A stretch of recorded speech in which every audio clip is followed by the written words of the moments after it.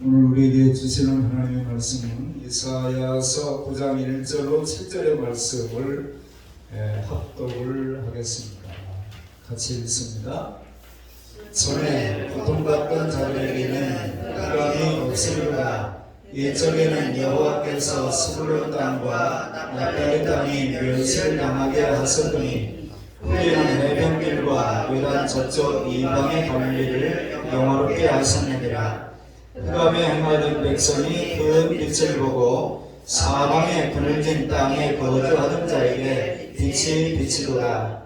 주께서 이 나라를 장성하게 하시며 그 즐거움을 더하게 하셨으므로 수수하는 즐거움과 달친구를 나눌 때의 즐거움같이 그들이 주 앞에서 즐거워하오니 이는 그들이 무겁게 맨 몽에와 그들의 어깨의 채찍과 그 압제자의 막대기를 주께서 꺾으시되 미디안의 날과 같이 하셨음이니이다. 어디로 싸우는 군인들의 신과 피 묻은 겉옷이 불에 석같이 살라지리니 이는 한 아기가 우리에게 낳고 한 아들을 우리에게 주신 바 되었는데 그의 어깨에는 정사를 베었고 그의 이름은 기묘자라 모사라 전능하신 하나님이라 영존하시는 아버지라 평강의 왕이라 할 것이니라. 그 정사와 평강의 더함이 무궁하며 또 다윗의 왕자와 그의 나라에 군림하여 그 나라를 굳게 세우고 지금 이후로 영원히 정의와 공의로 그것을 보존하실 것이라. 만군의 여호와의 열심히 이를 이루시리라. 아멘. 이 말씀은 하나님의 말씀입니다. 오늘 저는 본문을 의지해서 별명으로 알게 되는 예수님, 이런 제목을 잡았어요. 매년 성탄절을 앞두고, 성탄절이 돼도 마찬가지겠고 대림절 기간 동안에는 또 아무래도 12월 달에는 우리가 모든 설교에서 예수님을 말하라, 이런 책이 있어요. 모든 설교에서 예수님을 말하라. 어쩌면 21세기를 살아가는 우리들에게 어느 순간에 예배당에 나왔는데, 하나님 앞에 나왔는데 하나님의 말씀을 못 듣고 세상 얘기 자꾸 듣다가 가는 경우들이 많아요. 그러니까 그런 부분들을 보다 못해서 어떤 분이 모든 설교에서 예수 그리스도를 말하라. 참 의미 있는 제목이죠. 그러니까 우리가 매주 그렇게 해야 됩니다만은 12월 특별히 12월만이라도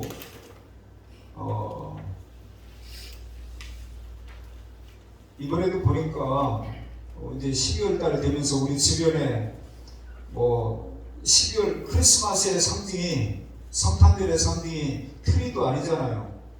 산타크로스도 아니잖아요.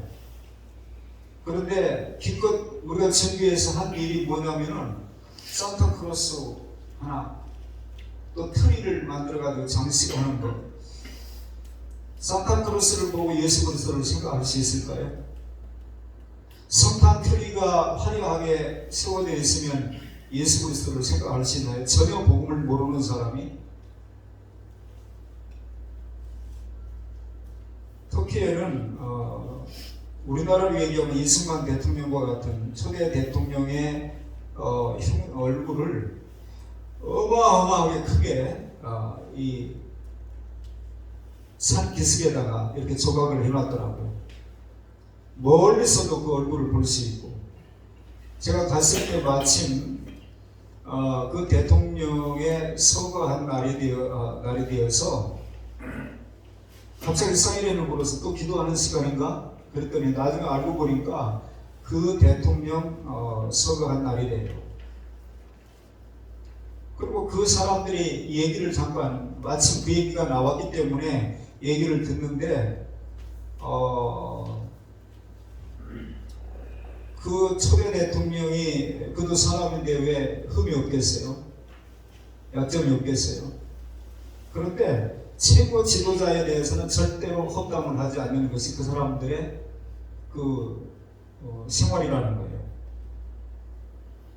그냥 덮고 가고 좋은 점들을 부각을 시키고, 그래서 온 백성들이 같은 마음을, 좋은 마음을 품고 가도록 하는 것이 그 나라 어떤 좋은 습관이라고 해서 제가 참 잘한다고 생각을 했어요. 그러고 얼마 있다가 어떤 식구가 그런 기도를, 이상한 기도를 했다고 하는 소리를 제가 거기서 들었죠. 곳곳에 그 대통령을 추모하기 위하여 사진을 갖다 놓고 거기다가 꽃을 갖다 놓고 가는 사람들을 보고, 그런 걸 제가 보고 오면서 우리나라 정치 문화도 좀 바뀌면 좋겠다. 이런 부분들이 우리의 삶 속에서도 자꾸 문제가 되는 거예요.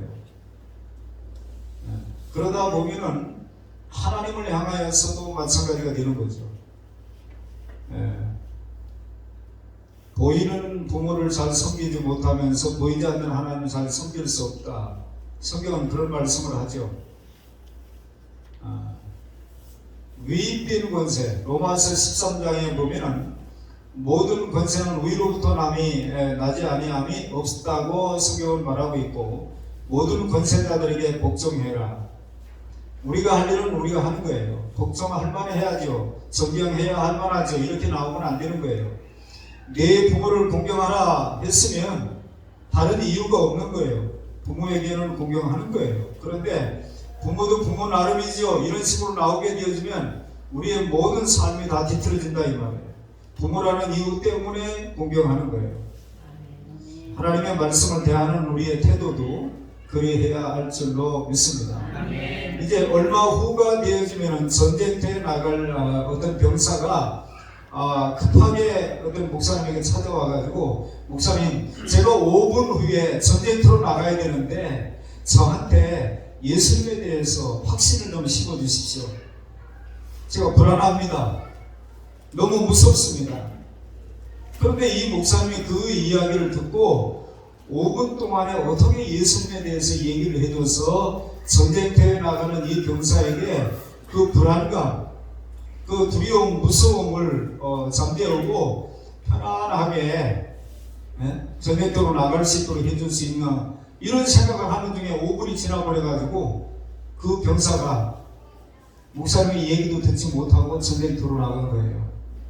그리고 얼마 있다가 전쟁터에서 죽은 사람들의 그 전사자 명단이 왔는데 그 병사 이름이 거기에 들어있었던 거예요. 그래서 이 목사님이 그 소식을 듣고, 내가 믿는 예수 그리스도를 내가 5분 안에도 설명해 줄 수 있는 능력이 나한테 없구나. 그러면서 자괴감을 갖고 내가 이게 뭔가 말이에요. 5분 동안에 그 병사에게, 전쟁터로 나가는 그 병사가 두려움과 불안함 때문에 내가 예수 그리스도에 대해서 정확히 알고 확신을 가지고 나간다면은 어떤 환경에서도 내가 두려움 없이 나 자신을 지키고 내가 해야 할 일을 잘 할 수 있을 것이라고 하는 생각 때문에 와서 그런 요청을 했는데, 5분 동안에 그것을 설명해 주지 못하고 주저주저 하다가 그냥 보냈고, 두려움 속에, 요한일서 4장에 보면은 사랑 안에는 두려움이 없고 온전한 사랑은 두려움을 내어 쫓나니 두려움에는 형벌이 있다고 그랬죠. 욥이라고 하는 사람도 하나님이 그렇게 자랑하고 칭찬했던 사람이지만 그가 나중에 무슨 얘기를 했어요? 나의 두려워하는 것, 나의 염려하는 것이 내 몸에 미쳤다고 그랬어요. 그러니까 두려워하고 염려하면은 그 상황을 내가 자꾸 불러오는 거라는 거예요. 마귀라는 놈이 그 기회를 놓치지 않는단 말이에요. 주께서 주시는 마음은 두려움이 아닙니다. 언제나 주께서, 예수 믿는 사람의 특징 중에 하나가 어떤 환경 속에서든지 우리가 마음이 고요하고 평안하고 믿는 어떤 구성 때문에, 믿는 예수 그리스도 때문에 어떤 상황에 놓여도 우리 힘을 잃지 않는 것, 우리가 그 가운데에서도 평안을 누릴 수 있는 것이 우리가 되어야 할 줄로 믿습니다. 예수님이 부활하신 이후에 만난 제자들 앞에서 물을 때에 제일 먼저 한 말이 뭐예요? 에이레네, 평안하뇨? 너희에게 평강이 있을지어다. 평강을 얘기했다 이 말이에요. 예수 믿는 사람의 특징은 평강입니다. 평안입니다. 편안이 아니에요. 내가 편안한 거하고 평안한 거하고 다른 거예요. 여러분은 어떻습니까? 5분 동안만 예수님에 대해서 나와서 얘기해 보라고 그러면 여러분이 어떻게 설명할 수 있겠나요? 5분 동안. 5분 너무 짧아요. 50분, 5일이라도 할 수 있습니다. 그러면 얼마나 좋겠어요? 5분씩이나 하라고요? 이러면 곤란한 거예요. 예수님의 별명을 통하여 예수님을 우리가 대림절 둘째 주일을 맞이하면서 예수님은 어떤 분이신가? 아까 찬송가 96장인가요? 예수님은 누구신가? 그런 찬양도 우리가 드렸습니다만 별명을 통하여 우리가 예수님을 다시 한번 제대로 알게 되는 그런 기회를 가질 수 있기를 바랍니다. 사람들은 이름 외에 두 가지를 가지고 있습니다. 하나는 별명이고 다른 하나는 호예요. 호는 고상하게 붙이는 것이고 별명은 재미있게 붙이는 것입니다. 호는 소망이 남겨져 있고 별명은 특징을 나타냅니다. 그런데 문제는 호는 대체적으로 말해요 자기가 붙이는 거예요.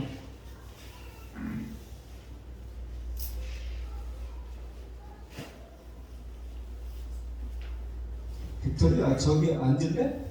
자, 앉아서 의자에 앉아.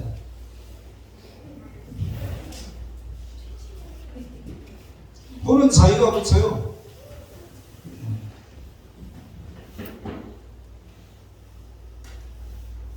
뭐 어떤 분은 뭐 거산, 자기가 큰 산이라는 거예요.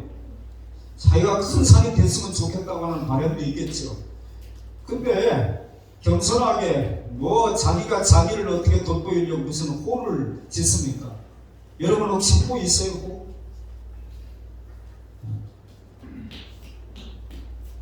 어떤 분은 거지라고 자기 호를 붙인 사람이 있어요. 거지. 뭐 나름대로 호를 붙이는데 호는 자기가 붙이는 것이고 별명은 다른 사람이 그 사람의 어떤 특징들을 이름을 붙여가지고 예를 들어서 목질이 좀 저거 크다 그러면은 붙이는 별명이 있죠. 그 별명을 통하여 그 사람의 특색을 얘기하는 거예요. 그러니까 별명은 남이 붙여주는 거예요. 자, 예수님의 별명이 성경에 보면은 많아요. 오늘 읽은 말씀 속에서도 보니까 기묘자라, 모사라, 전능하신 하나님이라, 영존하시는 아버지라, 평강의 왕이라. 거기에 제가 두 가지를 더 하려고 그래요. 성경은 얼마든지 있어요. 예수님은 선한 목자라고 그랬고 나는 길이라고 그래도 진리라고 그래도 근데 생명이라고 예수님은 살리는 영이에요. 그리고 성경에 보니까 예수님은 새 순이에요.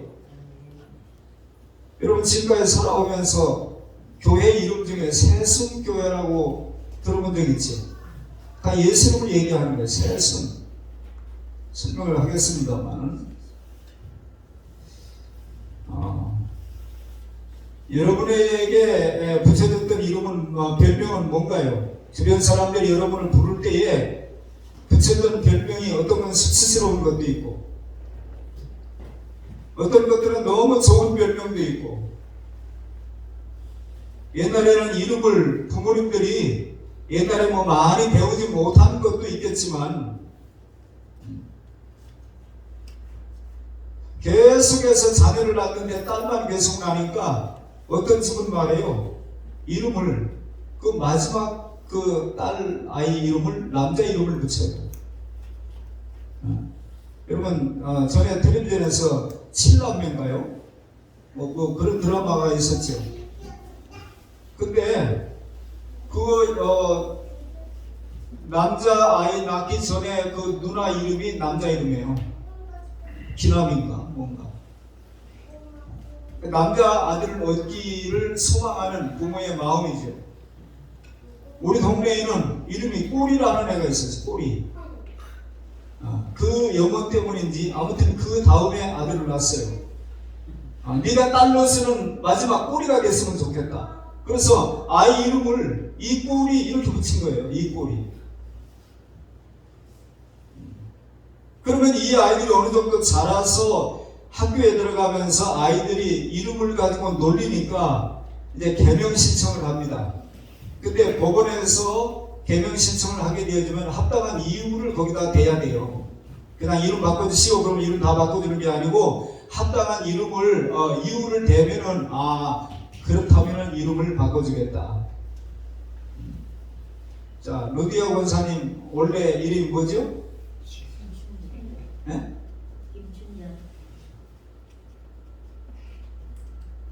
그런데 그 당시에 드라마에서 그 같은 이름을 가진 사람이 술집 작부로 나왔어요.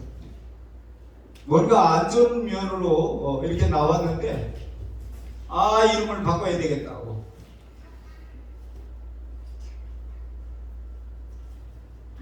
여러분이 가지고 있는 별명이 여러분을 설명하기에 충분하다든지 아니면은 참 좋게 나를 그렇게 봐줘서 그런 별명을 붙여줘서 참 고맙다든지 이러면 다행이죠. 자, 예수님의 별명을 통해서 우리가 우리의 구주가 되시는 그분을 좀 더 바르게 이 대림절 기간 동안에 다시 한번 선포하는 그런 기회를 가질 수 있기를 바랍니다. 아멘. 예수님의 별명이 많다고 하는 얘기는 자, 어떤 사람은 별명이 하나밖에 없어요. 근데 어떤 사람은 별명이 한 5개, 10개쯤 되어져요. 그럼 이유가 뭐냐면은 별명 하나 가지고 그 사람을 다 설명할 수 없기 때문에 별명이 많은 거예요. 예수님의 별명이 많다. 요한복음 1장에서 태초에 말씀이 계시니라. 이 말씀이 하나님과 함께 계셨으니 이 말씀은 곧 하나님이시니라. 예수님의 별명이 뭐예요? 말씀이에요. 그러니까 예수님에게 별명이 많다고 하는 것은 그만큼 예수님을 설명하는데 몇 가지로 단순하게 얘기해가지고 끝날 수 있는 분이 아니다. 그런 생각을 우리가 하면은 될 것입니다. 이사야 선지자는 예수님께서 오시기 전 700년 전에 이미 예수님의 오심을 예언하면서 다음과 같이 소개합니다. 6절에 보니까 그 어깨에는 뭐를 메었다고요? 정사를 메었다 그랬어요. 정사를 메었고 무슨 뜻이에요?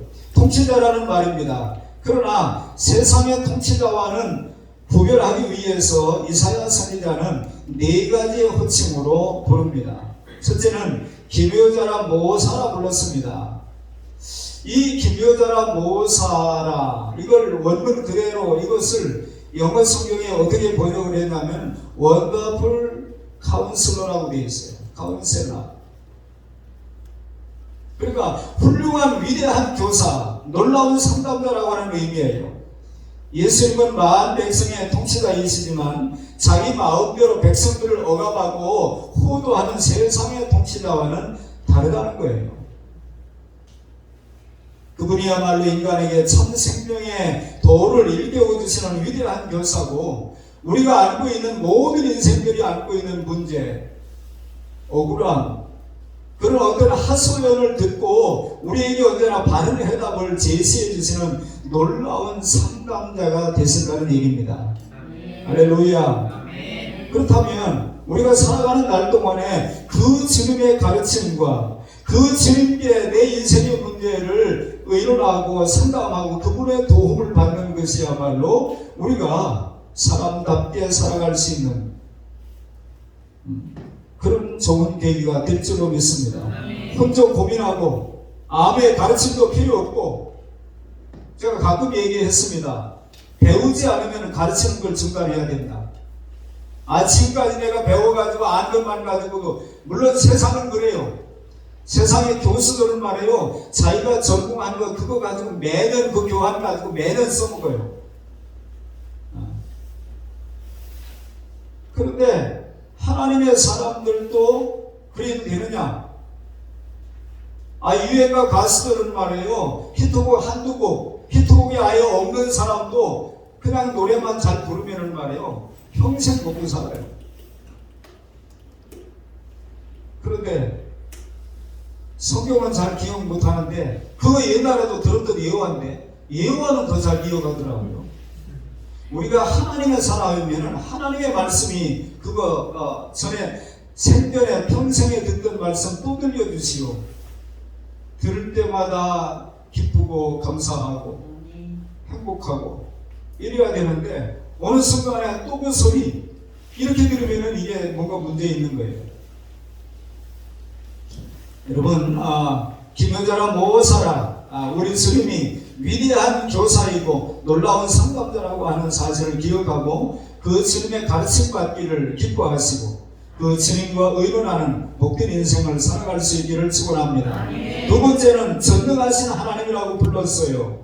자, 여기서 말하는 한 아기, 자 6절에 보니까 이는 한 아기가 우리에게 낳고 이 아기가 누구인지를 우리는 잘 알죠. 한 아들을 우리에게 주신 바 되었는데 그 아들이 예수 그리스도잖아요. 우리가 그리스도로 믿는 메시아이신 예수님이잖아요. 그분은 전능하신 하나님이라는 거예요. 자, 유일신을 믿는 종교가 몇이 있습니다. 기독교하고 유대교하고 이슬람교는 유일신을 믿어요. 그런데 하나님을 믿는 사람이 예수 믿는 사람이라고 착각하는 사람들이 있어요. 아니에요. 예수님을 그리스도로 믿는 사람이 하나님을 믿는 사람이지 하나님을 믿는 사람이 예수 믿는 사람은 아니란 말이에요. 성경은 뭐라고 얘기합니까? 천하 인간 누구에게도 구원을 얻을 만한 다른 이름을 주신 적이 없다. 예수 외에는 구원자가 없다 이 말이에요. 주 예수를 믿으라 그리하면 너와 네 집이 구원을 얻는다고 그랬지 하나님 믿으면 구원받는다고 한 데가 없다 이 말이에요. 그런데 하나님 믿는 거나 예수 믿는 거나 똑같다고 생각하는 거예요. 아니에요. 예수 믿는 사람이 하나님을 믿는 사람이에요. 한 아기를 우리에게 주셨는데 그분은 전능하신 하나님이다. 여러분 예수님을 단순한 인간이 아니라 우리와 함께 하시기 위하여 육신을 입고 이 땅에 오신 하나님이라고 하는 사실을 믿을 수 있기를 바랍니다. 만물을 창조하신 그 전능하신 하나님이 우리가 믿는 예수 그리스도라 이 말이에요. 그래서 전능하신 하나님이신 예수 그리스도 안에서는 능치 못할 일이 없고 장애물이 결코 있을 수 없다는 것입니다. 믿기를 축원합니다. 예수님은 전능하신 하나님이에요. 빌립이 요한복음 14장에 보면은 아버지를 우리에게 보여주셨으면 좋겠습니다. 그랬더니 예수님께서 하시는 말씀이 빌립아 내가 너와 함께 이렇게 오랫동안 함께 있었는데 아버지를 보여달라고 하느냐? 나를 본 자는 아버지를 보았거늘. 아니 우리가 예수님 보았지 언제 아버지 보았어요? 여호와라고 하는 하나님을 보여달라고요. 아니 나를 본 자는 아버지를 봤다니까. 예수님이 거짓말한 건가요? 마가복음 2장에서 내 제사함을 받았느니라. 아니 중풍병자에게 네 제사함을 받았다고 네 상을 들고 가라고 그러니까 사람들이 한 말이 뭐예요? 아니 지붕을 다 뜯어가지고 예수님 앉아 계신 집안으로 상을 달아내렸어요. 그때 예수님께서 내 제사함을 받았다고 했을 때에 사람들이 보인 반응이 참담하도다. 이건 위기에 죄를 사하는 권세가 하나님에게밖에 없는데 여러분 가톨릭에서는 신부들이 고해 성사를 들어요. 아니 자기가 하나님이에요. 자기가 그 말 듣고 자기가 성막으로 얘기하면은 재통이라는 게 있어요. 재통. 죄는 쓸데없는 시험거리예요. 재통은 말이요 뚜껑을 닫았다가 나중에 죄를 버리는 곳에 가서만 버려야 돼요. 그러니까 우리가 하나님 앞에서 죄를 자백하고 그분 앞에만 그걸 쏟아놔야 되는 거지 사람 앞에 쏟아놓으면 우리가 이미 경험했잖아요.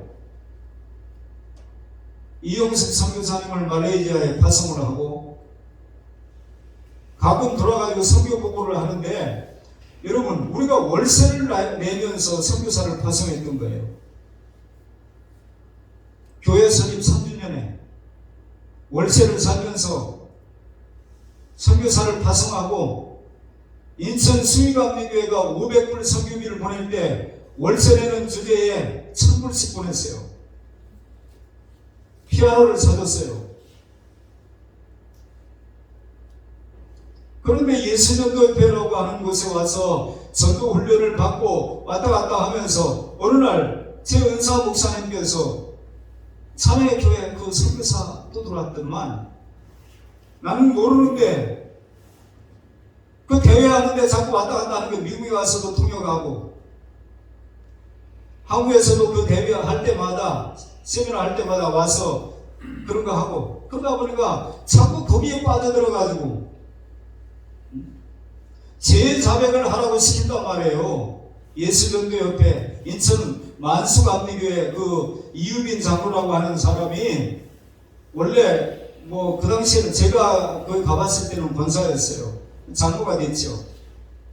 KBS 직원이었던 그 사람이 저녁에 차 타고 돌아다니면서 운동하는 거예요. 그 속에 은혜를 깨닫고 난 이후에 그 사람의 삶이 달라진 거예요. 한라가 주변을 돌아다니면서 예수 안 믿고 저렇게 사는 사람들을 바라볼 때에 그 사람이 눈물을 주체하지 못한다는 거예요. 근데 어느 날 처음에 예수전도협회를 갔다 와가지고 제사백을 하라고 시키니까 그것 때문에 주저주저 하고 있을 때에 제가 먼저 거기를 가봤잖아요. 하나님과의 관계 속에서 해결된 문제는 안 해도 상관없다. 기쁨으로 돌아갔죠. 근데 자주 예수전도협회를 왔다 갔다 하다 보니까 제자백을 하는 것이 성경적이라고 받아들인 거예요. 요한일서 1장 9절에 우리가 우리 죄를 자백하면 저는 미쁘시고 의로우사 모든 죄를 사하시며 모든 불의에서 저희를 깨끗게 하실 것이요. 하나님 앞에 하는 거예요. 근데 왜 사람 앞에 그걸 자꾸 하라고 했냔 말이에요. 우리 한국 사람들이 비냐드라든지 어떤 단체에 들어가게 되면 어느 순간에 그 단체가 진리인 것처럼 받아들이는 경우들이 많아요. 성경이 그것을 말하고 있느냐가 중요한 게 아니고 그 단체에서 그것을 말하고 있느냐가 중요하게 취급되는 상황이 온다 이 말이에요. 이영성 교사가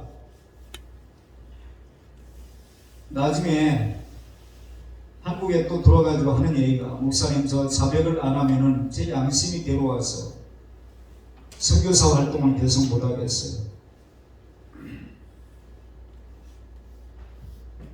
안 해도 된다고 그랬으면은 만약에 해야 되는데 목사가 안 해도 된다고 그랬으면은 나중에 책임을 하나님의 목사에게 물을 거예요. 우리 교회가 월세를 내면서 파송했던 그 선교사 그럼 우리 교회 소속이에요. 그리고 싱글이었기 때문에 결혼을 안 하고 나중에 은퇴를 하게 되어지면은 그 이후의 삶을 어떻게 할까? 그래서 그 선교사님을 위하여 우리가 적금까지 들어줬단 말이에요. 우리 교회 입장에서는 힘이 지나도록 한 거예요. 김직원 목사가 청년 때에 머리를 한 번은 너무 바짝 깎고 와가지고 거의 박박 깎다시피 해가지고 아니 김두근 선생님 머리가 왜 그래? 그랬더니 목사님 선교사를 파송한 교회가 이쯤은 돼야 되지 않겠냐고. 한 달에 한 번씩 이발하던 것을 2달에 한 번 이발하려고 머리를 그렇게 바짝 깎았다는 거예요. 그 정도 정신을 가지고 우리가 선교사를 파송했었단 말이에요. 그런데 고백을 했어요. 아니 선교사로서 사역을 못하겠다고 하는데 뭔데 그러느냐 그러면은 해보라고. 그랬더니 자기 과거 얘기를 다 한 거예요. 이력서를 가지고 왔을 때에 신학교를 졸업했다고 했는데 신학교를 졸업하지 않았어요. 거짓말이었어요. 제가 이력서를 받아들이고 진짜로 졸업했을까 그거 의심하는 게 옳은 건가요? 그대로 받아들이는 게 옳은 건가요? 이게 뭐지?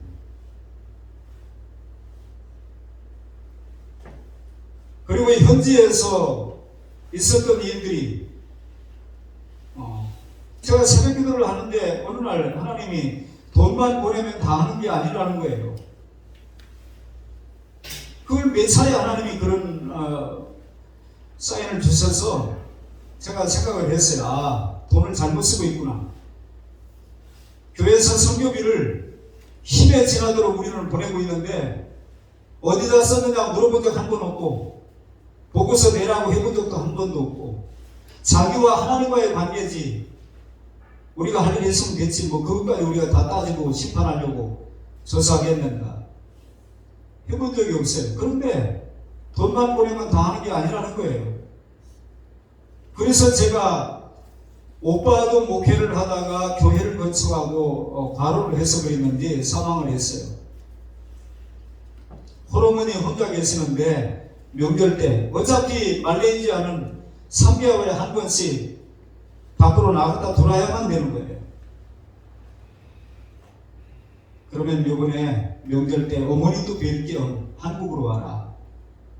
저는 제 생각에 돈을 잘못 쓰고 있다고 하는 생각을 가지고 본인이 하나님 앞에서 관계가 회복이 되어지면은 누가 뭐라고 하지 않아도 상관없다는 생각을 저는 한 거예요. 여러분 선교사들이 거짓 보고서를 올리려고 그러면 얼마든지 올려요. 사람 모아놓고 선물 주고 사진 찍고 보내고 얼마든지 할 수 있죠. 왜 그 짓을 하게 만드느냐 말이에요. 한 번도 그걸 물은 적이 없어요. 우리 교인들의 선교사에 대한 환상이 다 깨져버렸어요. 그 다음부터 선교비가 우리 교인들이 거의 선교 헌금을 다 하는 사람들이잖아요. 전에 우리 한남노예에서 어떻게 그 조그만 교회가 우리보다 재무 구조가 나냐. 박영성 목사님 우리하고 가까우니까 속에 있는 얘기를 쉽게 해요. 그런데 어떻게 그럴 수가 있느냐는 거예요. 그래서 목사님 우리는 다 합니다. 하는 사람만 하는 게 아니고 우리 교회는 모든 항목을 다 거의 다 대부분 합니다. 그러니까 감당이 안 되는 거죠. 거기는 하는 사람이나 하고 하지 않으면 할 수 없고 우리는 다 해야 되는 줄로 알고 하고 있고 다른 거예요. 제가 나중에 좋게 받아들였어요. 좋게. 아무나 할 수 있는 고백이 아니거든요. 자기의 부끄러운 치부를 드러내고 그래서 묻지 않겠다. 과거를 묻지 않겠다. 대신 지금부터 내가 하라고 하는 것 정도는 해야 된다. 그러면 관계를 계속 지속하겠다. 신학의 선교사의 조건은 아니다. 그런데 신학을 졸업하지 아니하고 나름의 일정의 어떤 과정이라는 게 있는데 그 과정을 마치지 아니하고 마친 것처럼 속였으니 나머지 과정을 해라. 교회에서 도와주겠다. 그게 조건이었어요. 목사님 몇 달만 시간을 좀 주세요. 그리고 말레이시아로 들어갔는데 한 달이 지나고 난 이후에 편지가 왔어요. 목사님 소원교회와 관계를 여기까지 하기로 하겠습니다. 지금 신학교가 가지고 나머지 과정을 한다는 게 쉽지 않을 것 같다고. 그리고 선교사가 복음을 전하는데 무슨 신학교를 나와야만 복음 전하느냐고. 그거는 아니죠, 물론. 그러나 애초에 이력서를 낸 것에 맞도록 그리고 신학이 없는 설교는 위험해요. 이단들은 성경 가지고 얘기 안 하나요? 지난달에 신천지가 대구에서 10몇만 명이 그 성경 공부 졸업했다고 또 졸업식을 했대요. 여의도 순복음교회도 7만 명, 실제 참여하는 인원은 7만 명이라고, 7만 명. 근데 12만 명이 졸업을 했대요. 성경학교를, 요번에. 이게 무슨 일이냐 말이에요. 신학이 없는 설교. 다 성경 가지고 얘기하니까 그 말이 그 말인 것 같지만 절대로 아니란 말이에요.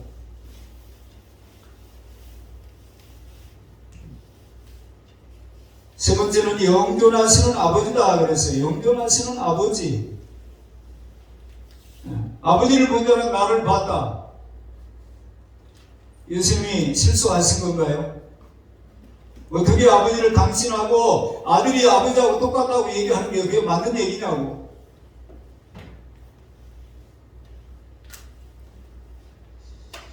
이 땅에 오신 예수님은 전능하신 하나님이실 뿐만 아니라 영원한 생명의 아버지시라는 겁니다. 영존하시는 아버지. 인간은 한계가 있어요. 유한하다 이 말이에요. 근데 예수님은 영존하시는 아버지라는 거예요. 할렐루야. 그러므로 죄 가운데 죽을 수밖에 없는 인간에게 영원한 생명을 주실 수 있는 영원한 생명의 구원자가 되신다고 하는 말씀이 영존하시는 아버지라고 하는 말씀 속에 있는 거예요. 자, 요한복음 6장 63절에 보니까 살이라는 것은 영인데 육은 무익하니라. 내가 너희에게 이른 말이 영이요 생명이니라. 예수님은 살리는 영이에요. 살리는 영. 하나님께서 사람을 만드실 때에 흙으로 만드시고 그 코에 생기를 불어넣으셔서 산 영이 되었다 그랬어요. 산 영. 살려주는 영. 그러나 죄로 말미암아 영이 죽고 말았습니다. 그러나 예수님에게 살리는 영이 되시는 예수님에게 접촉이 되는 사람들은 다시 살아난다 이 말이에요. 예수님께서 내가 길이요 진리요 생명이다 그렇게 말씀하셨고 나를 믿는 자는 죽어도 살겠고 무릇 살아서 나를 믿는 자는 영원히 죽지 아니하리라. 살리는 영이 되시는 예수님에게 우리가 가입되게 되어지면 우리가 살게 되는 역사가 일어난다고 하는 사실을 믿으시길 바랍니다. 예수님은 살리는 영이에요. 저는 1년에 보통 장례에만 보통 한 10번은 참여하지 않겠나 싶어요. 그럼 지금까지 살아오면서 얼마나 많은 장례식에 갔겠어요. 근데 장례식장에 가게 되어지면은 거기서 희덕거릴 수가 없어요. 왜요? 지금 가족을 잃은 가족들의 슬픔이 있는데 거기서 어떻게 표정 관리를 해야지. 그리고 나와는 아무런 상관도 없는데 어떤 경우에는 말이에요. 제가 어떤 경우에는 우리 동기 중에 누가 별세를 했다는 거예요. 목회하다가 얘기하는데 모르겠어요. 근데 우리 동기라는 거예요. 그럼 가봐야지. 가봤는데도 모르겠어요. 그런데 그 자녀들을 이렇게 보니까 이게 남의 일 같지 않은 거예요. 나와는 아무런 상관도 없는데 어떤 때는 슬픔이 있고 어떤 때는 눈물이 날 때도 있어요. 여러분, 매년 작년 통계에 의하면 우리 대한민국에서 매일 871명이 죽는데요. 매일. 전 세계적으로는 우리가 숨 한 번 쉴 때 눈 한 번 깜빡할 때 12명이 죽는데요. 또 12명이 죽었어요. 아니 매일 871명이 죽는데요. 한국에서. 그거를 쭉 분류해놓은 걸 제가 봤어요. 코로나 때문에 죽는 사람, 뭐로 죽는 사람, 암으로 죽는 사람 쭉 분류해놨는데 그걸 제가 설명하는 건 별로 중요하지 않고 하루에 871명이 죽어요.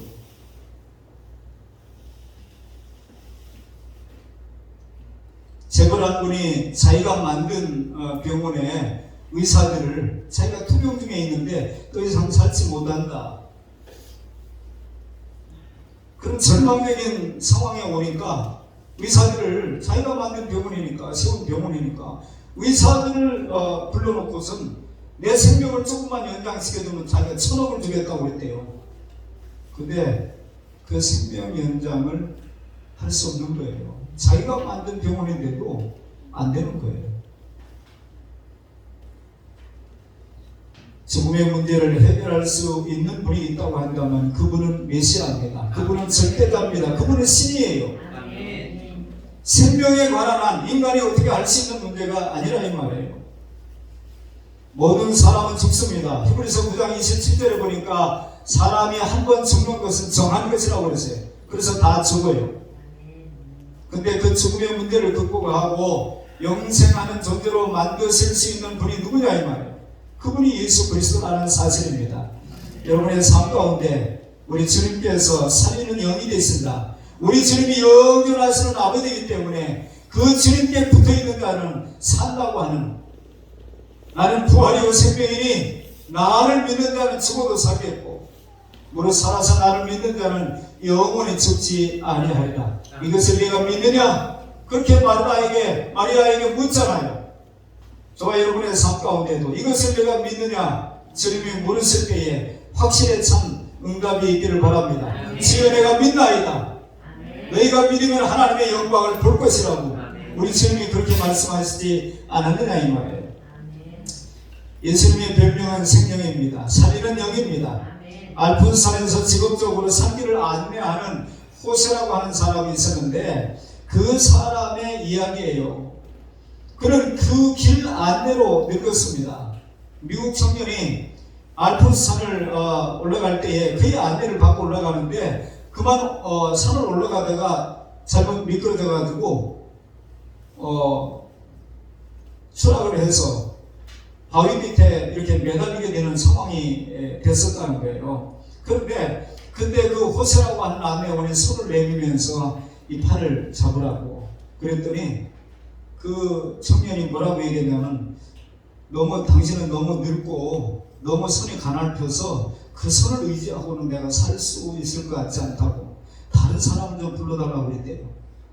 그랬더니 호세라고 하는 사람이 그 청년을 이렇게 바라보면서 20년 동안 이 손에 한 번도 내 손을 잡은 사람을 내가 건져주지 못한 적이 없다고. 여러분, 사람은 놓칠 수도 있고 힘이 안 돼서 늙어서 전에는 그렇게 가능했지만 어느 순간부터 안 될 수도 있어요. 그런데 우리 주님의 손은 주의 친절한 팔에 안기세, 그 영원한 팔에 안기세, 우리가 가끔 노래를 하죠.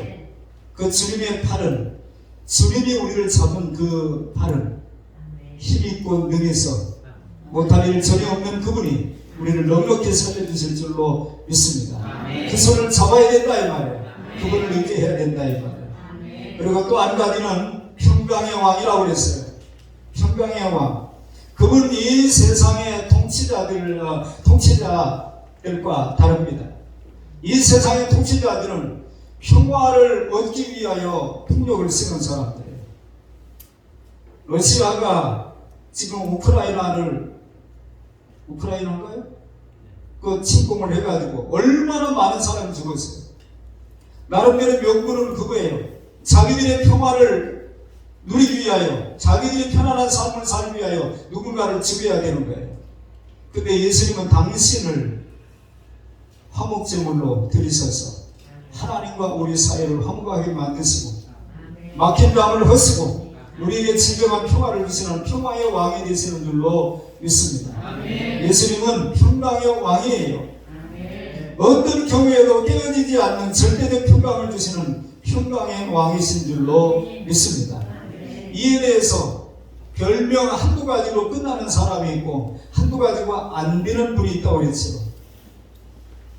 오늘 본문에는 없지만 제가 한 가지를 더 첨언하고 싶어요. 왜요? 그 정도로 끝나기는 너무 아쉽기 때문에 우리가 이 대림절 기간 동안에 우리가 믿는 예수 그리스도가 어떤 분인가를 별명을 통해서 생각할 때에 한 가지 정도는 더 얘기했으면 좋겠다. 그것이 에스겔서를 스가랴서를 한번 보겠습니다.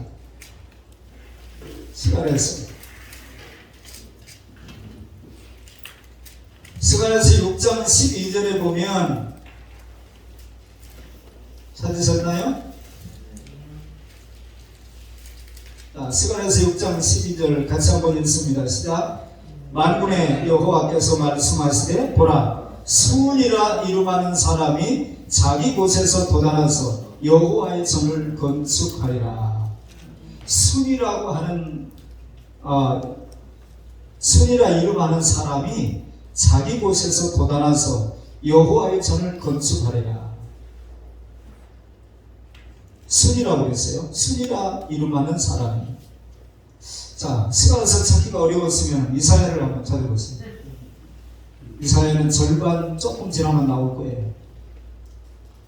성경 다른 거 보는 일에 너무 바빠서. 자, 52장, 이사야서 52장을 한번 보세요.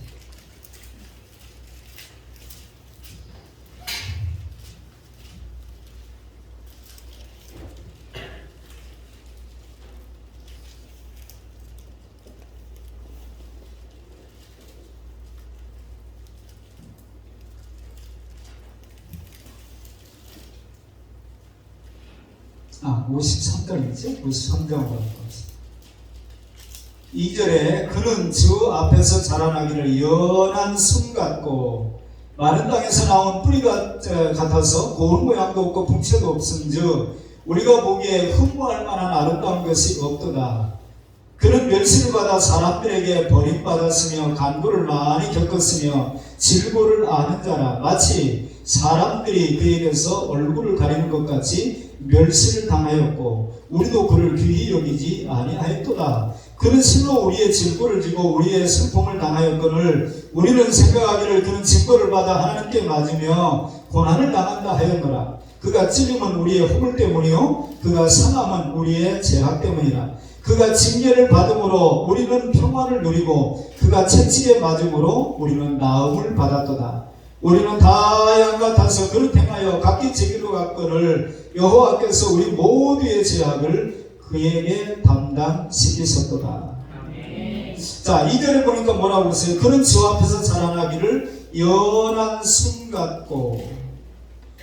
자, 우리나라의 그 교회 중에 보통 일반적으로는 구역장, 목장 인도자, 또 목장이라고 하는 데도 있고 속장이라고 하는 데도 있고, 그런데 일부 제자 훈련을 하는 교회는 대체적으로 순장이라고 해요. 순장. 사랑의 교회라든지 평택에도 대원교회라고 하는 교회가 있는데 제가 지난번에 그 칼 세미나를 한다고 해서 가봤어요. 근데 거기도 순장이에요. 제자 훈련하는 데는 다 순이에요. 순장. 기존 교회의 구역장, 목장 인도자 이렇게 생각하면 될 거예요. 왜 순이라고 그러냐면 순은 계속해서 생명을 낳는다고 하는 그런 의미가 있기 때문에 순이라고 그러는 거예요. 그래서 여러분이 지나가다가 혹시라도 뭐 새순교회 뭐 그런 이름이 붙으면은 혹시 여기도 제자훈련하는 교회인가? 나만 계속 예배당에 혼자 나오는 것은 그런 교회에서는 용납이 안 돼요. 또 다른 생명을 낳아야지. 아침마당이라고 하는 텔레비전 프로그램이 있는데 거기 나오는 그 남자 아나운서가 순장을 20년인가 30년인가 했대요. 사랑의 교회에서. 제가 지난번에 한번 갔더니 그 김재원인가요? 그 아나운서가 요번 수요일날 장로장립을 받는다고 그러더라고요. 그러면서 순장을 그렇게 했다. 몇십 년 동안. 자기는 아나운서니까 자기 주변에 있는 사람들을 계속 전도해가지고 계속 새 생명을 낳는 거예요. 새 생명. 근데 예수님이 연한 순 같다. 그리고 스가랴에서는 순이라 이름하는 사람이 예수 그리스도를 가리키는 거예요. 여러분, 예수님의 별명은 순입니다. 순은 작아요. 그러나 시간이 지나면 가지가 되고 뻗어나갑니다. 큰 나무가 돼요. 갈수록 장대해지는 것이 순입니다. 봄이 되면 추운 겨울에 우리가 그 나무가 다 죽은 것처럼 보여졌다가도 새로운 순이 이렇게 나오기 시작하잖아요. 못 봤나요? 여러분, 여행을 하다 보면은 말이에요. 언제가 그 산이 참 아름다울 때가, 물론 뭐 단풍이 높게 졌을 때도 아름답고 그렇지만 저는 언제가 참 보기 좋으냐면은 이렇게 겨울을 지내고 난 다음에 나무가 다 죽은 것처럼 이파리도 다 떨어지고 다 죽은 것처럼 있다가 하나 싹이 조금씩 나오는 것이 이렇게 쭉 보여질 때 너무 좋은 거예요. 아, 살아있구나. 생명이 있습니다. 여러분 지나가다가 혹시 아스팔트에 좀 갈라진 틈이 있는데 그 사이로 이렇게 풀이 이렇게 나오는 것을 보면 놀랍지 않습니까? 생명력이라고 하는 것이. 그 예수님을 셀순이라고 성경은 말한다. 여러분, 예수님은 순이라고 하는 사실을 기억하시길 바랍니다. 그 순이 되시는 예수님과 접붙이기만 하면, 그분에게 우리가 속하기만 한다면 얼마든지 새롭게 우리 인생을 피게 해주시는 그 하나님의 놀라운 은혜를 경험하게 될 줄로 믿습니다. 어느 전쟁에서 있었던 일이에요. 전략상 도저히 이 고지를 빼앗기면 안 된다, 이런 게 있거든요. 전략상 도저히 양보할 수 없는 기지를 232명의 군사들이 지키고 있었는데, 마지막까지 지키고 있었는데 3,000명의 적들이 3,000명이 몰려오는 거예요.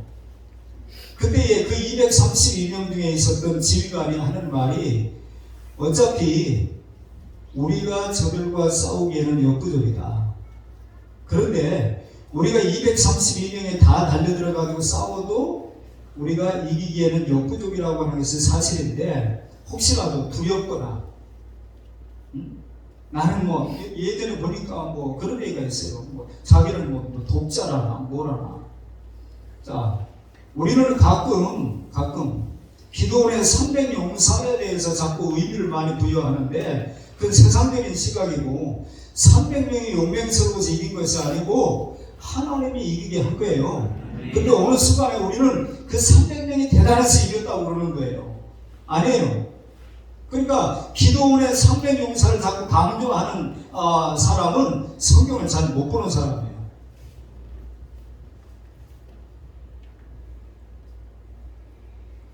만 명도 많다고, 우리 주님이 계속 불려보내라고, 왜 전쟁을 하나님께 속했다고 말하면서 300명의 용사를 자꾸 자랑하느냐면, 이건 세상에서 있던 얘기니까 그만큼 우리의 어떤 자세가 중요하다는 것을 얘기하기 위하여 부득불 이 예화를 쓰는 것이지, 그 232명이 용맹스러워서 이겼다, 우리도 용맹스러우면 뭐든지 할 수 있다, 이 얘기 하려고 하는 게 아니에요. 그런데 만약에 우리 중에 두려움이 있다든지, 여러가지 그 전쟁에 나는 목숨을 걸지 못하겠다, 이런 사람이 있으면은 아예 지금 나오라고.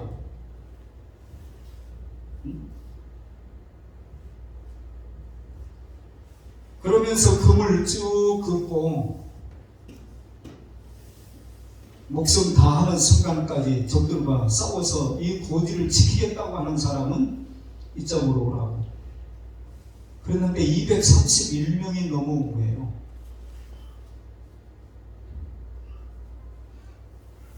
(232명하고) 3,000명이라니까요. 한 명이 안 넘어왔길래, 한 명 때문에 사람들이 누구지? 한 명이? 그를 다 쳐다보는 거예요. 근데 그 한 명이 뭐라고 얘기하냐면, 그 지휘관한테, 저는 몸이 불편해서 거기 그 금을 넘어갈 수가 없으니까 금을 제 뒤에다 좀 그려주면 안 되겠냐고 그런 거예요. 그러니까 지휘관이 가가지고 그 사람 뒤에다 금을 딱 거주니까 232명이 목숨 걸고 싸우겠다고 한 거잖아요. 232명이. 여러분, 죽기를 각오하고 덤비는 사람을 못 해봐요. 이스라엘 백성들이 첫 번에 맞이했던 성이 뭐예요? 여리고성이에요. 여리고성 전투는 그들이 힘 안 들이고 하나님의 말씀대로 매일 한 바퀴씩 돌고 7째 시키는 대로 해가지고 여리고성이 함락이 된 거예요. 근데 그 다음번 아이성 전투는 말이에요, 아이성 고까지 거 몇 명만 올라가도 이긴다고 생각했던데, 아이성 전투에서는 이스라엘이 패배한 거예요. 전쟁은 누구에게 속해 있다고요? 하나님께 속한 거예요. 그러니까 우리가 될 것 같다고 해서 다 되는 것도 아니고, 우리가 안 된다고 해서 다 안 되는 것도 아니고, 하나님이 하게 하시면 되는 거고, 하나님이 하게 하지 않으면은 우리가 아무리 용을 써도 안 되는 거예요. 여러분, 232명, 이 마지막 그 한 병사가 한 말을 듣고 이 3,000명을 행하여 대항해서 싸워서 이겼다는 거예요. 여러분, 이순신 장군이 뭐 배가 많아서 왜구들을 다 물리치고 승리한 건가요? 아니에요. 저는 그렇게 생각합니다. 우리 이룸교회도 우리가 숫자가 많으면 좀 뭐 좀 해볼 텐데 그런 생각하지 말고 어차피 하나님께 속한 건데 우리 몇 명 안 되는 사람이라도 우리가 하나가 되어지면 우리가 그 선한 역사를 위하여 힘을 내겠다고 하는 마음을 가지고 손을 내 뒤로 좀 그려달라고 하는 정도의 자세를 가지고 누군가가 그런 얘기를 할 때 또 다른 사람에게 용기를 불어넣어주고 그렇게만 우리가 할 수 있다고 한다면 무슨 일인들 못하겠느냐. 우리 보고 해보라는 거 아니잖아요. 우리가 할 수 있는 일만 하면 돼요. 나머지 일들은 주님이 하신단 말이죠. 제가 처음에 교회를 옮길 때, 한성교회 자리를 옮길 때 여러분에게 했던 말이 있죠. 여러분이 할 수 있는 것만 하시죠. 나머지는 하나님이 하실 겁니다. 여러분, 그때 우리가 6,500만 원의 전세를, 월세인가요? 6,500이 있었어요. 가지고 있었던 돈이. 그런데 10배를 뛴 거예요. 10배를. 건물 임대료는 5억이었고 들어가서 우리가 1억을 썼단 말이에요. 수리하고 하느라고. 제가 6kg가 빠졌어요. 참 경험 일이고 돈은 없고 그 당시에 우리 교인이 집 가진 사람이 한 명도 없었다고 그러잖아요. 여러분, 시간이 되면은 우리 한국교회 교인들이 흩어진 교회로 6일 동안 살다가 주일날 교회 모여서 모이는 교회로, 그런 교회가 많지 않잖아요. 우리 옛날 예배당에 그렇게 썼잖아요. 와서 나를 배우라, 가서 나를 전하라. 그리고 우리가 2층에 있을 때는 예배당을 나서는 순간 당신 스스로 예배를 드리는 시간입니다. 그런 글도 써붙였던 적이 있어요. 우리가 만약에 그런 마음으로 우리가 살아나간다고 한다면 하나님이 하시는 일을 보게 될 줄로 믿습니다. 자꾸 우리가 뭐 계산하고 자꾸 이래가지고 될 일이 아니고, 우리가 하나님의 사랑 때문에 잃지 아니하고 3,000명이면 어떠냐고 한번 해봅시다. 검도 1단하고 검도 3단하고 싸우면 일단 죽어요. 5단한테 가서 물어봤다는 거예요. 싸우기로 했는데, 목숨 걸고 싸우기로 했는데 어떻게 방법이 없겠냐고 그랬더니 검도 5단이 그 1단짜리한테 그랬다는 거예요. 네가 이길 수는 없다. 이길 수는 없다. 그런데 비길 수는 있다. 그 뭡니까? 비기는 방법이 뭡니까? 네가 목숨 걸어라. 그러면 3단짜리는 너보다 수가 높기 때문에 이런 목숨 걸었네. 그러면 그 3단짜리가 자기 목숨 걸려고 안 한다는 거예요. 비긴다는 거예요. 무슨 마음일까? 우리가 어떤 자세로 나오는지 그놈이 알아요. 그놈이. 우리가 어떻게 포르투갈을 이깁니까?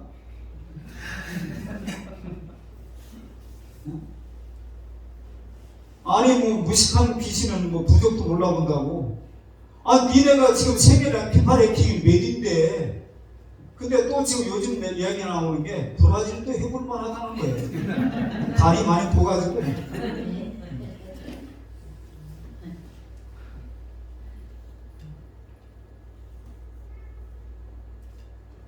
한번 해봅시다.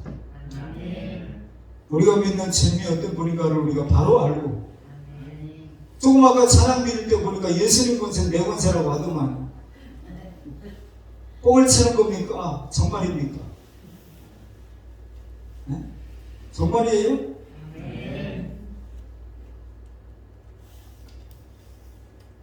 돌아가면 우리가 뭐 할 수 있다 하시니는 나의 능력 주 하나님. 노래 부르는 것으로 끝나면 아무런 의미가 없어요. 제가 코로나 오고 난 다음에 우리가 그동안에 드렸던 찬양이 상당 부분 다 그냥 했던 거다.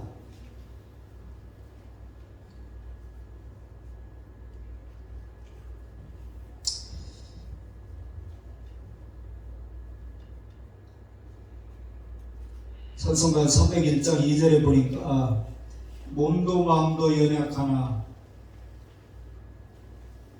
새힘보다 살았네.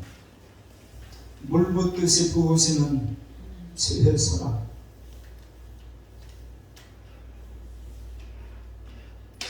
왜 찬송이 곡조 있는 기도라고 해요? 그게 내 신앙 고백이라고 한다면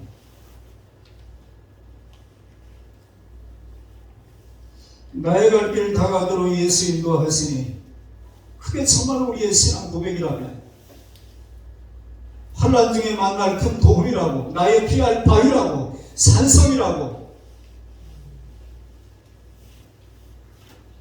야곱의 가족 70여 명이 고센 땅에 내려왔을 때에 하나님이 애굽에 재앙을 내리는데 고센 땅에만 안 내리는 거예요. 고센 땅은 싸비고 짐치고 하나님이 자기 백성들을 그렇게 지킨다. 성경에는 그런 위대한 말이 있어요. 내 믿음이 너를 구원했다. 내 믿음대로 된다. 그런데 우리는 계속해서 안 됩니다. 코로나 상황에서는 안 됩니다. 그래서 12명만 모이게 하고 12명 방송 촬영할 수 있는 사람들만 교회 오게 하고 그거를 교회가 무릎을 꿇고 그걸 받아들이고 급기야는 대통령이 뭐라고 얘기했어요? 각 교단장 청와대로 초청해가지고 얘기하는 도중에 마음의 예배를 드리고 신앙이라고 하는 게 마음에 위하는 데지만 코로나로부터 지켜주지는 못합니다. 그 말을 듣고 밥을 얻어먹고 나오느냐는 말이에요. 길을 털어버리고 합동특 총회장 어디 갔냐고 밥맛 없어서 밥 안 먹는다고 갔다고 이렇게 나오면은 대통령이 그 얘기를 듣고 뭔가 충격을 받을 거 아니에요. 그랬더니 청와대 밥 맛있다고 또 사진 찍어가지고 또 걸어놓고 막 이러면은 그 세상을 못 이기는 거예요. 고백대로 살아야지. 고백대로. 그리 아니하신지라 그건 뭐 다니엘과 다니엘 세 친구들이 하는 말이지 우리는 그러면 안 된다. 우리는 그러면 당장 코로나 걸린다고. 어떤 지자체에서 지금 우리나라에서 만약에 충청남도 도지사 하면은 도지사 충청남도는 이거 실내 안에서 마스크 벗고 하자고나 답답해서 못 살겠다. 지금 그런 움직임이 벌어진대요. 왜 우리나라만 그래야 되느냐고.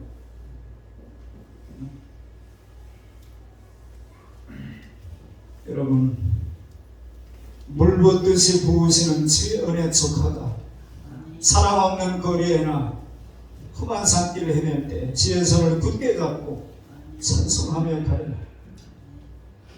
지선 전도사님이 작년에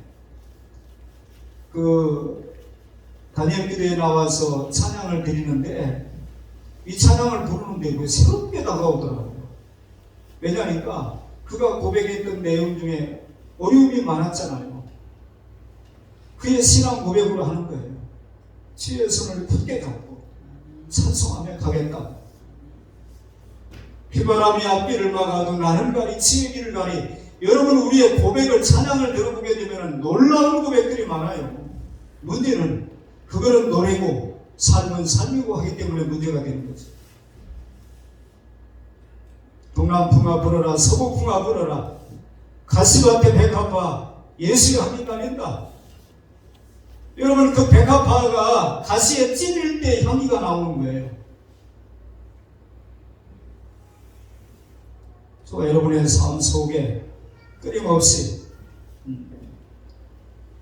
다 죽은 것 같지만 새 술이 나오면서 다시 생명이 있음을 우리가 확인하게 되듯이 그런데 우리 주님이 새 술이라는 거예요. 그 주님께 붙어있기를 축원합니다. 아멘. 우리가 믿는 예수 그리스도는 그런 분이에요.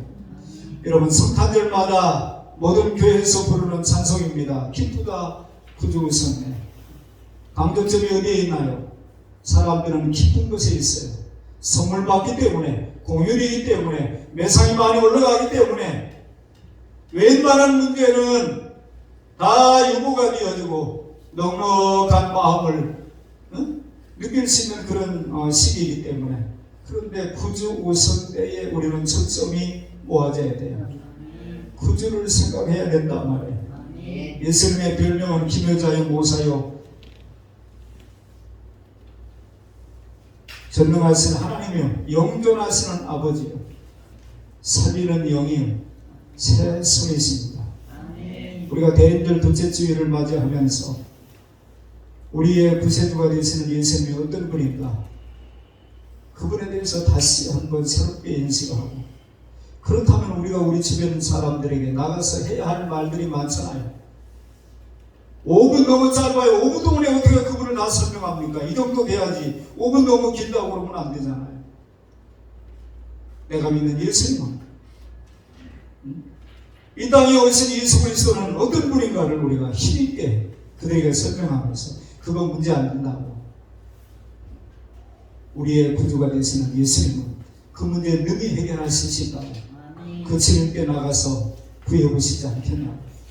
아무개도 나도 내가 그분을 만나고 나는 이런 은혜를 경험했다고. 이런 변화를 체험했다고.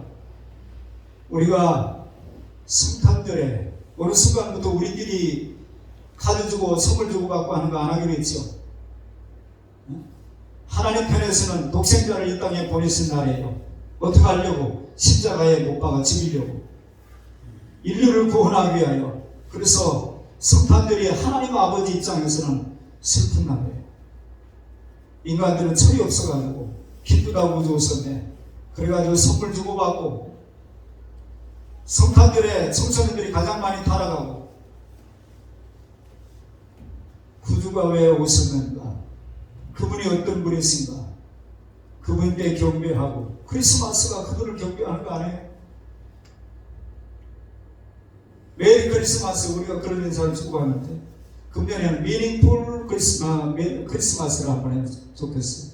의미가 깊은 의미가 충만한 그런 성탄절을 우리가 맞이하고 그분께 경배합시다.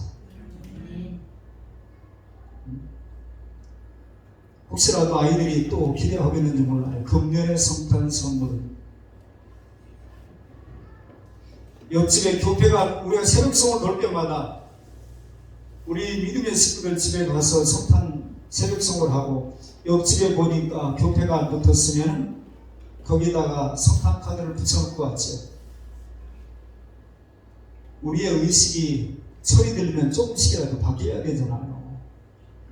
우리끼리 주고받는 것으로 끝나지 말고 저 여러분의 삶이 지금도 나를 사랑하시어 나를 살리기 위하여 친히 이 땅에 사람의 몸을 입고 오신 주.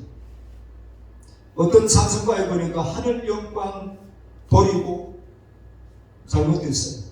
버린 거 아니에요. 떠나서 해요. 오늘도 제가 찬송을 드리다가 다시 96점을 펴본 거예요. 96점을 펴봤더니 떠나서라고 나와 있어요. 다행히. 근데 우리가 많이 부르는 복음 성간지 찬송간지 거기에 보면은 하늘 영광 떠나서 뭐 이렇게 나와요. 버리고 뭐 이렇게 나와요. 버린 거 아니에요. 버렸다가 하나님 다시 예수님이 다시 또 거둬들였나요? 떠나서 오신 거예요. 저와 여러분의 삶이 지금도 나를 위하여 전능하신 당신의 능력으로 나와 함께 하시는 하나님의 열심을 재확인하는 그런 기회가 우리가 대일절로 지내는 이 4주간의 기간 속에 그런 것들 하나둘 점검하고 확인하는 그런 기회가 될 수 있기를 바랍니다. 그래야 우리가 맞이하는 성탄절이 작년보다는 조금 더 의미 있게 더 성숙하게 성탄절을 맞이하고 성탄의 은총에 대하여 우리 주님께 감사할 수 있는 그런 일들이 되는 거예요. 그 은혜가 있기를 주님의 이름으로 축원합니다. 기도합니다. 하나님 아버지 감사합니다. 오늘 저희들이 이러한 모습으로 이 자리에 있을 수 있는 것이 전적으로 우리를 향하신 하나님의 열심의 결과임을 알아 하나님의 그 열심의 깊은 감사를 드리는 그런 대림절의 기간이 될 수 있기를 원합니다.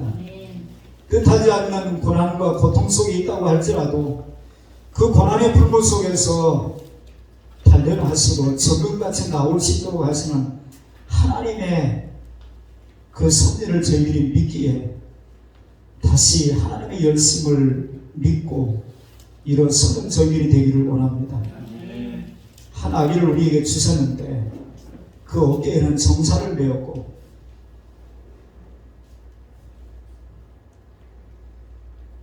기묘자라 모사라 전능하신 하나님이라 영존하시는 아버지라 평강의 왕이라 살리는 영이라 새순이라 그렇게 우리 주님 되시는 예수님에 대하여 성경을 통하여 자세히 일깨워 주시고 저희들로 하여금 그 주님을 바라보며 의지하며 이 험한 세상을 살아갈 수 있도록 이끌어 주신 주님 감사합니다. 구주 오심을 힘있게 전파하는 삶이 되기 위해서 성탄의 참된 의미, 우리의 구세주가 되시는 예수님이 어떤 별명을 가지고 어떤 존재인지를 우리에게 분명하게 인식되게 하셔서 우리의 삶이 그런 모습으로 나타날 수 있도록 저희들의 삶을 강복하여 주시옵소서. 예수님의 이름으로 기도하옵나이다. 아멘.